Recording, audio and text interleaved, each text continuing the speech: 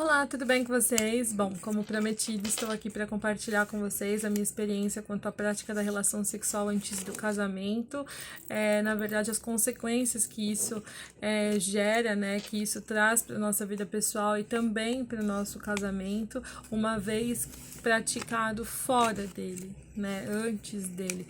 Como muitas pessoas, porque às vezes a gente acha que, beleza, eu saí com quem eu quis antes do meu casamento, mas depois que eu me casar tá tudo certo, eu tô com a minha esposa, eu tô com o meu esposo e nada mais pode nos atingir.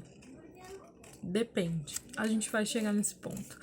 Então, eu resolvi gravar esse vídeo porque eu sei que tem muitas pessoas, né, assim como eu, ainda sem conhecimento, né, ignorantes aí nesse assunto e que infelizmente estão colhendo consequências gravíssimas por não saber a seriedade, né, a profundidade disso, né, porque como eu falei, o sexo ele vai muito além do que proporcionar prazer, né? O sexo ele é um presente de Deus para o casamento. Ele é um presente de Deus para ser desfrutado entre homem e mulher dentro do casamento. Um princípio do Senhor estipulado para procriar, mas para aproximar o homem e a mulher, conectar o homem e a mulher, porque o sexo nada mais é que uma aliança, né? Um pacto que você faz ali com o seu marido, um pacto que você faz com a sua esposa, né? Então ali é como se vocês realmente como não, né? É como a palavra diz lá em Gênesis 2:24, né? Deixe o homem, a sua mãe e o seu pai, se une à sua mulher e eles passam a ser uma só carne, né? Aqui você passa a ser uma pessoa. Então, uma vez que você pratica essa relação fora do casamento, né, com vários parceiros, você tá fazendo um pacto, uma aliança com cada uma dessas pessoas às quais você está se relacionando. Mas como que a gente vai fazer um pacto, vai fazer uma aliança com uma pessoa que a gente nunca viu na vida, ou mal conhece, não sabe de onde a pessoa veio, o que a pessoa fez, simplesmente porque rolou a tal da química, né? Vou pros finalmente e o amanhã pertence a Deus e tá tudo certo, vamos seguir. Não. Eu fiz um exemplo que eu não sei se vai dar para vocês visualizarem, porque eu deixei a câmera preto e branco, mas eu acho que vai dar para ter uma noção do que é. Mas assim, ó, aqui é como se realmente fosse um homem e a mulher juntos através desse pacto, dessa aliança, né? Quanto à relação sexual. Porém, uma vez essa relação não dando certo, o homem e a mulher se separam. E aí, quando eles se separam, ó, acho que dá pra ver, né? Vestígios do homem, da mulher fica no homem e vestígios do homem fica na mulher, tá vendo? Ó, esse é um exemplo fantástico que eu vi em um dos cursos de uma das palestras que eu participei de cura e libertação na área sexual e que eu achei magnífico e que abriu muito a minha mente, né? Eu falei, meu Deus, eu tenho tudo isso desses rapazes que eu me relacionei dentro de mim. E isso é muito sério. Muito sério. E é por esse motivo que muitas vezes a gente sofre tanto quando sai de uma relação, né? Até mesmo quando não é uma relação séria, assim, só um encontro ou encontros, enfim, mas que você concretiza essa conexão mais profunda, né? Conexão de alma, automaticamente isso acaba corrompendo o seu DNA, né? Você acaba ficando com vestígios dessa pessoa dentro de você e vice-versa. E aí você acorda no outro dia com saudade, ou às vezes você não consegue tirar essa pessoa da cabeça, você vai para um outro relacionamento, mas você continua pensando na pessoa, algumas atitudes suas, você começa, na verdade, a ter algumas atitudes que você não tinha antes, né, e atitudes muito parecidas com o que a pessoa tinha, aí você começa, opa, coisa estranha, mas a gente não percebe, né, muitas vezes acaba passando desapercebido e a gente não percebe percebe isso. Só que quando você se aprofunda mais nessa questão espiritual e entende a profundidade de uma relação sexual, você acaba entendendo, né? O porquê que Deus, ele criou o sexo para ser desfrutado dentro do casamento, justamente para não ocorrer isso, né? Porque pensa, vamos supor que você nunca se relacionou com ninguém intimamente e a outra pessoa também não, vocês se unem. Aí, ali, você não tem comparação, porque é uma das coisas que sempre me questionavam, né? Meu, Camila, você é louca, você vai esperar até o casamento para ter relação sexual. E aí, se o rapaz não for pão de cama, ou se ele não for do jeito que você achava que ele era e tudo. Mas isso só vai acontecer se anteriormente eu já conhecer, né? Não preciso nem entrar em detalhes aqui, porque vocês já sabem. Se eu conhecer, óbvio, eu vou trazer isso de experiência para o meu casamento e de alguma forma isso vai ser ruim. Por quê? É um vínculo que eu criei com a pessoa com a qual me relacionei antes.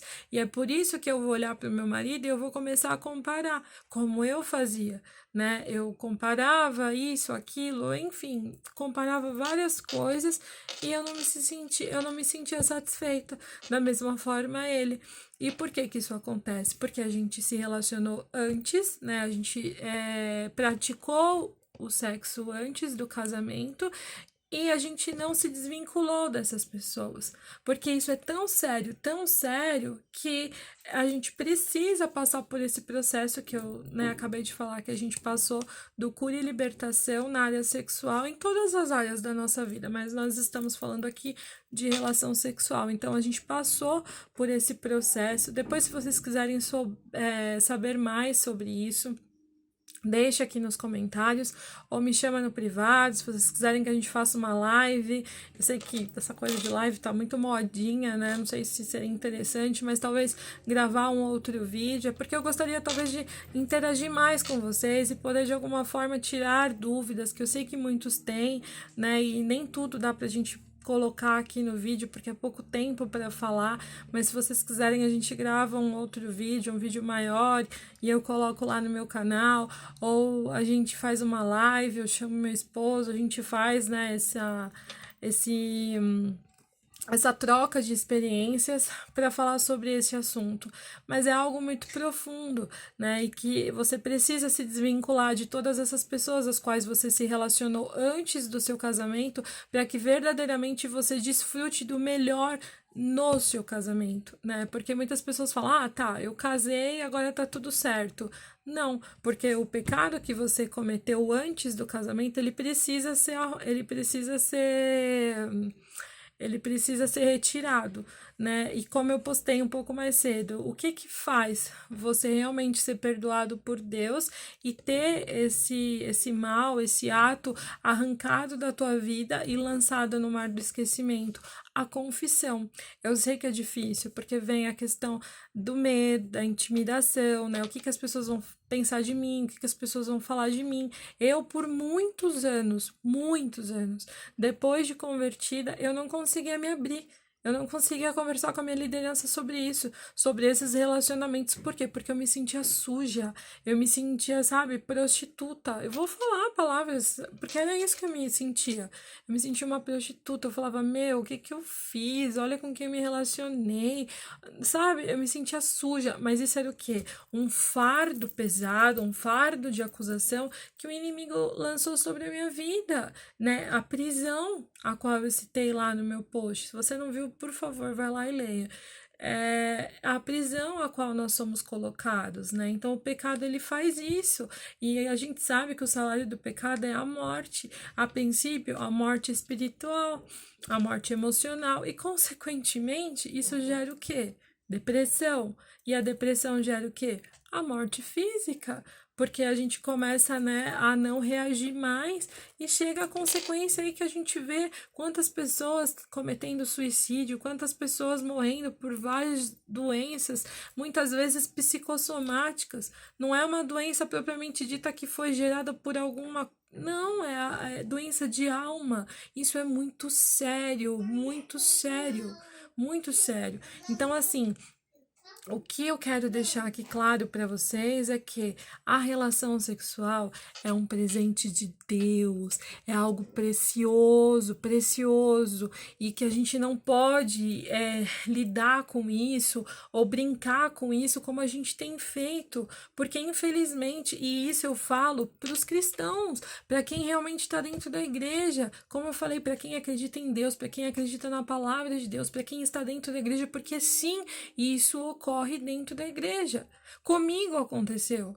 Eu tinha ministério, eu era líder de célula, e mesmo assim, por estar totalmente destruída por dentro, emocionalmente destruída, eu não fui forte para poder colocar isso para fora, para me permitir ser curada por Jesus, porque Jesus o tempo todo ele estava ali, ó, à porta, querendo entrar e arrumar. Na verdade, muitas vezes eu deixava Jesus entrar, mas eu deixava Jesus entrar até a sala.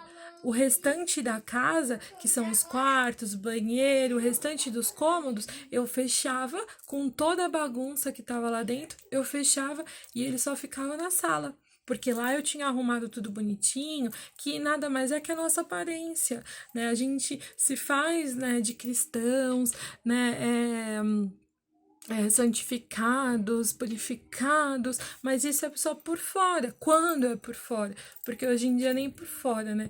Mas lá dentro, né, o interior, os cômodos da nossa casa tá totalmente destruído, tá totalmente bagunçado. E a gente deixa Jesus chegar ali? Não.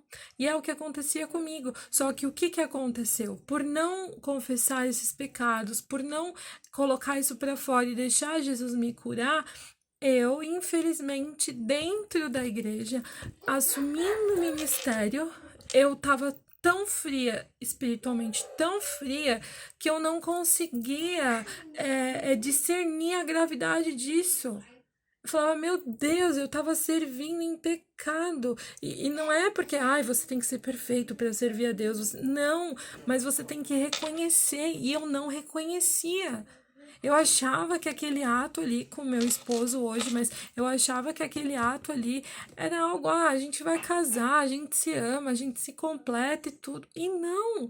E qual foi a consequência disso? Uma gravidez indesejada, que foi quando a gente gerou o nosso primeiro filho, fora do casamento, em pecado.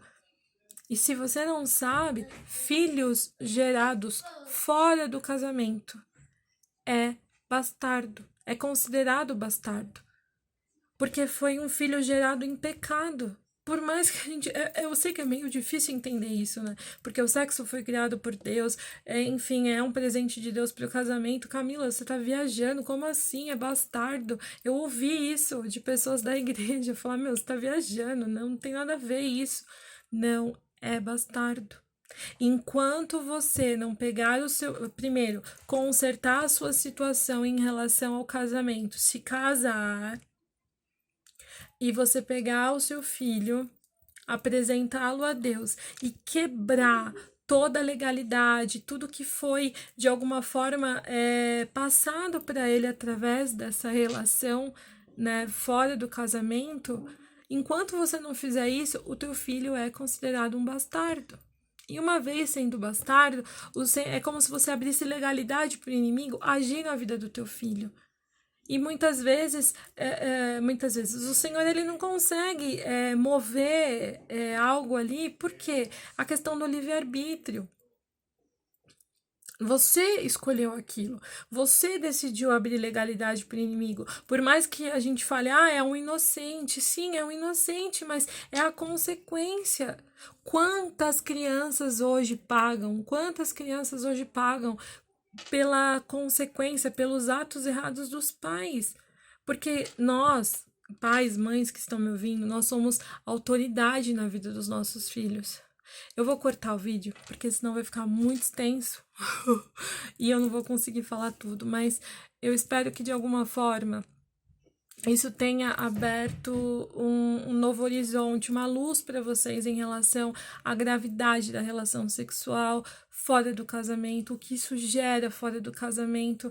Se vocês quiserem, a gente faz uma live, eu gravo outro vídeo. Eu vou tentar gravar outro vídeo para colocar lá no meu canal e aí eu aviso aqui para que vocês acompanhem o restante da história, porque infelizmente aqui eu tenho pouco tempo, mas eu espero que de alguma forma eu tenha ajudado vocês a entenderem. Beijo!